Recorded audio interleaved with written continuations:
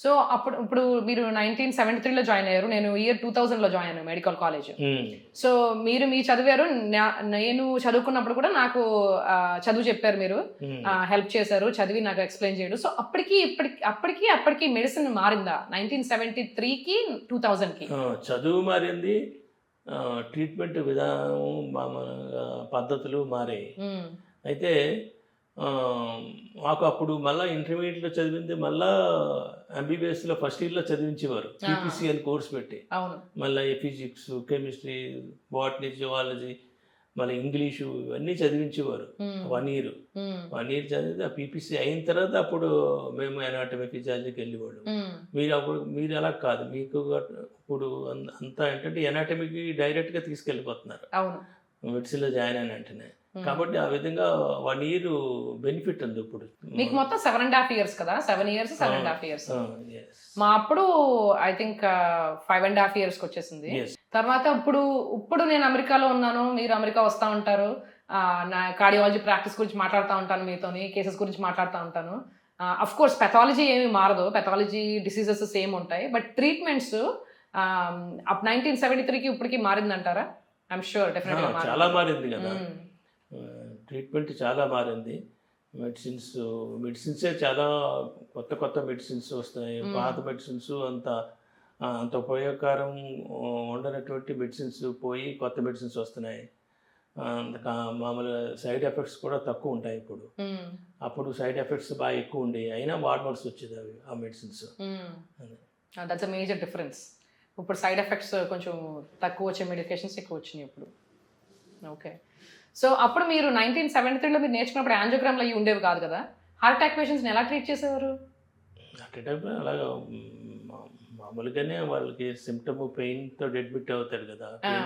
Pain తగ్గినాకే morphine ఇవ్వడము, మెయిన్గా అవే ఇచ్చేవి. మామూలుగా ఈ టాబ్లెట్స్, మెడికేషన్స్ ఇచ్చేవారు ప్రెడామినెంట్గా. అంతే. అప్పటికి ఇంకా బైపాస్ కాన్సెప్ట్ కూడా ఇక్కడికి ఇంకా రాలేదనుకుంటా. అక్కడ లేవు, ఉండేవి బైపాస్. అప్పుడు అక్కడ నాగేశ్వరరావు వెళ్ళి అమెరికాలో ఆపరేషన్ చేయించుకున్నారు అని వినడం. అంతేగాని మనకి ఇక్కడ ముఖ్యంగా మన ఆంధ్రప్రదేశ్లో ఏమి ఉండి కాదు. ఇంకా ఏమన్నా ఉంటే అక్కడికి పోయి మామూలుగా వెల్లూరు, మద్రాసు అవి పోయి చేయించుకుని వచ్చేవారు బైపాస్లు అలాంటి గట్ట. అప్పుడైతే 1990sలో వచ్చినాయి స్టెంట్స్. అయితే స్టెంట్స్ అయితే అప్పటికి లేవు. బట్ ఇంకా బైపాస్ చేసుకోలేని వాళ్ళు, అంత దూరం వెళ్ళలేని వాళ్ళకి జస్ట్ మెడికేషన్స్ అంతేనా? అంతే. ఓకే. ఏదో సర్వైవ్ అయ్యేవారా? సర్వైవ్ అంటే వాళ్ళు లైఫ్ స్టైల్ మార్చుకుని చేస్తే మామూలుగా సర్వైవ్ అయ్యేవారు. అప్పుడు ఎక్కువ టొబాకో యూజ్ ఉండేదా? ఇప్పుడు ఎక్కువ టొబాకో యూజ్ ఉంటుందా కంపారిటివ్లీ? నేను చూడటం ఏంటంటే అప్పుడే ఎక్కువ టొబాకో యూసేజ్ ఎక్కువ ఉండేది. కానీ నాకు జనరల్గా తగ్గినట్టు అనిపిస్తుంది టొబాకో యూస్.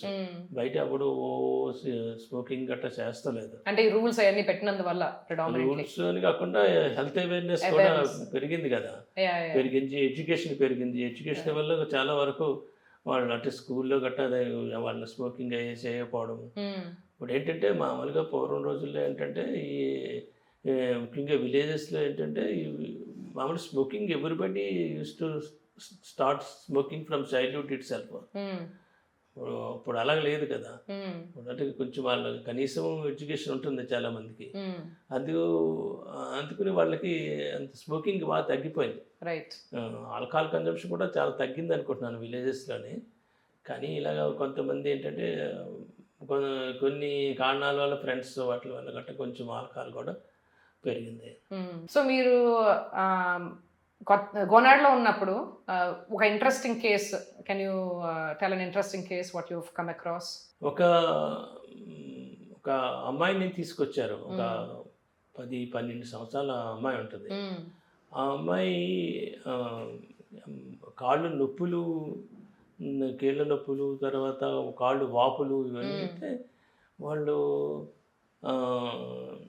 ఇక్కడ ఎక్కడో తుని దగ్గర చాలా దూరం, ఒక 40-50 kilometers ఉంటుంది గోనేడ, జగ్గిపేట. అక్కడికి అంటే మీరు ఉన్నారని తెలిసి వచ్చారు వాళ్ళు. మామూలుగా ఇక్కడ ట్రీట్మెంట్ అక్కడ ఎల్ఎస్లో ఎవరో డాక్టర్ ట్రీట్మెంట్ చేస్తున్నారు.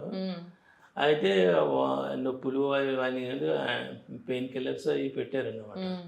పెట్టి అయితే వాళ్ళకి తగ్గలేదు. తగ్గకపోతే బస్ స్టాండ్లో అలా వెయిట్ చేస్తుంటే ఇలాగ కొత్తగా పెట్టారు ఇలాగని చెప్పితే ఆ నైట్ వచ్చారనమాట. They came to me midnight.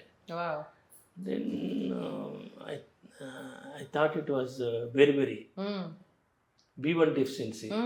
So B1 deficiency, I didn't see that case anytime, but I read a lot. So అప్పుడు B1 ప్రత్యేకంగా అవైలబిలిటీ లేదు. B1, B6, B12లో న్యూరోబియన్ అని ఇంజెక్షన్ ఉంటే అది ఐవి ఇచ్చాను. Morning she was walking. The edema also reduced. Then I thought my diagnosis was correct. Then I continued the treatment and put her on tablets and discharged her. So she did fine after that? Yes. Okay. Later she was. Then retrogradely I went into the history. What happened? Why she got this vitamin deficiency. Then actually they are from very remote village, almost like tribes type. Okay.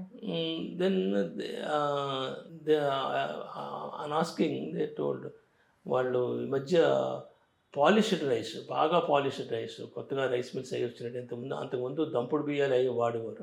బాగా సూపర్గా polish చేసినటువంటి rice తినడం మొదలెట్టారట.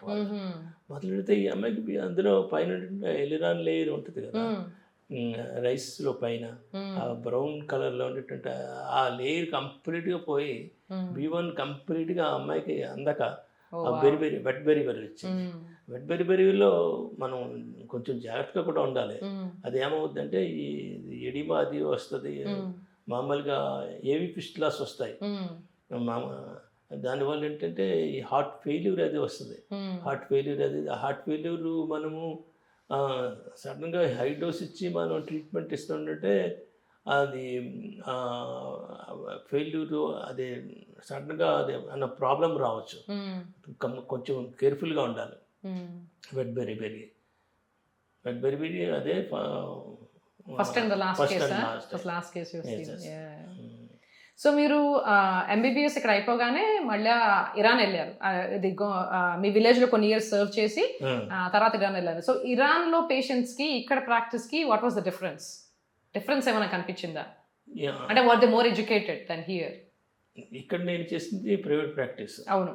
అంటే మామూలుగా వాళ్ళ పేషెంట్లు వాళ్ళు మామూలుగా వైద్యానికి వాళ్ళే పే చేసుకోవాలి. ఇరాన్ గవర్నమెంట్ ఏంటంటే డాక్టర్స్కి ఇరాన్ గవర్నమెంట్ పే చేస్తుంది. తర్వాత మెడిసిన్స్ అన్నీ ఇస్తుంది మొత్తం ఫ్రీగానే. మొత్తం ఆ విధంగానే అక్కడ ఆ విధంగా వాళ్ళకి వైద్యం మన ప్రజలకన్నా వాళ్ళకి అందుబాటులో ఎక్కువ ఉన్నది. కాకపోతే ఏంటంటే ఇరాన్ మనకన్నా బాగా అన్ఎడ్యుకేటెడ్ పీపుల్, రిమోట్ విలేజెస్ ఉంటాయి. నేను సర్వ్ చేసింది కూడా ఒక రిమోట్ విలేజ్లో సర్వ్ చేశాను. అదే కొంచెం అంటే వింటర్లో బాగా స్నోఫాల్ అది ఉంటుంది. స్నోఫాల్ ఉంటే అప్పుడు ఒక పేషెంట్ వచ్చాడు యాక్చువల్గా. అక్కడ ఒక థ్రాంబోసైటోపీనియా సస్పెక్ట్ చేశాడు. Well, he got some purpura that is bleeding in the skin. అవి అతనికి యాక్చువల్గా అక్కడ ప్లేట్లెట్స్ టెస్ట్ లైక్ కావాలి. నేను పనిచేస్తున్న ప్లేస్లో అసలు ఇన్వెస్టిగేషన్స్ ఏముండవు.